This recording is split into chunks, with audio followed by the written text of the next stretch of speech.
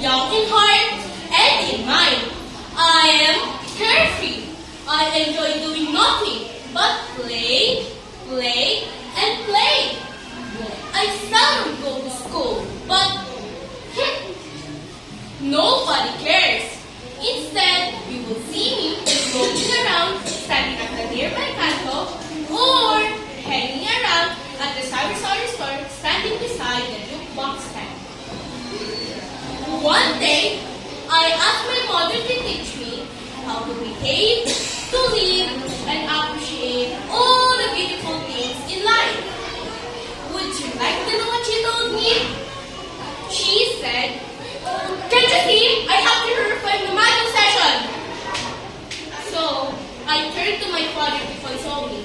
But what a wonderful word he did tell me. "Child, I have to finish my overtime work. Here's 500 pesos. Go and ask your teacher about this question." Sadly, I attended my class. But I heard nothing but the echoing voice of my teacher, torturing me with her words. "Hey, you lazy girl, why waste your time studying those things? When up to now, you can't even multiply 7 by 9. Go home and don't bother me." I'm lost.